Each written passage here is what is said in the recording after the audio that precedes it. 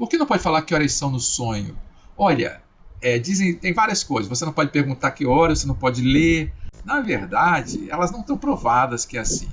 Agora, quando você faz certas coisas muito analíticas, muito racionais, que despertam muito o seu córtex pré-frontal, por que horas são? Você para de prestar atenção na realidade e presta atenção em outra coisa. Se a tua percepção não está muito clara, você precisa fazer um esforço muito grande para ter uma percepção clara. Para algumas pessoas, elas conseguem fazer isso sim, numa experiência de um sonho. Mas para outras, elas acordam, porque a mente delas consciente está dormindo. Está em menor frequência beta. Quando você faz uma pergunta que é uma avaliação analítica de conferir percepção, se uma hora exata, você precisa ativar uma área de frequências beta no seu cérebro, que normalmente durante o sonho não está lá ativa, está mais em ondas alfa. Aí você vai ter um baque. Para algumas pessoas, isso vai fazer elas acordarem. Para outras, elas simplesmente não vão conseguir. Mas realmente acredito que algumas pessoas vão conseguir fazer isso. Elas vão ter que ter um equilíbrio muito grande entre a percepção consciente e a não consciente.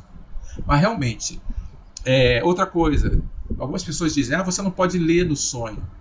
Por que não ler no sonho? Você está numa realidade, você está vendo aquela realidade, percebendo. No momento que você começa a ler, você entra numa outra realidade.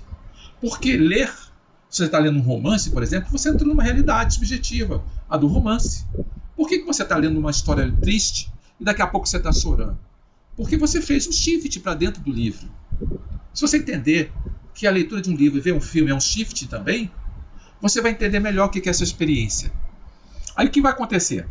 Você entra numa história percebida no shifting ou num sonho, e aí de repente você começa a ler uma história lá dentro. Você saiu de uma e você entrou numa outra. Isso vai te dar um baque na sua consciência. Se você tentar ler alguma coisa, você tem que se dissociar do mundo subjetivo, objetivo para você naquele momento, e entrar num outro mundo subjetivo, objetivo, que é da leitura.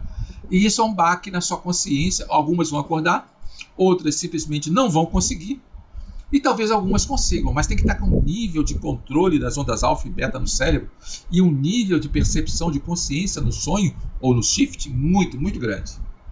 Outras pessoas dizem, durante o sonho eu não posso escolher, tudo acontece como se estivesse naqueles carrinhos de diversões onde você só anda por um trilho. Se você está com a consciência pouca, você não consegue, mas se você conseguir dizer, eu vou fazer outra coisa e pular daquele carrinho e for fazer outra coisa, você está aumentando a sua consciência. Isso é mais possível de ser feito e é um dos indicativos de que a gente está ampliando o nosso nível de consciência num sonho ou numa projeção ou num shift. Tá? Então, não é que não pode. É mais complicado porque é um teste de... É que nem fazer conta matemática. Você também vai ter muita dificuldade de fazer conta matemática num sonho.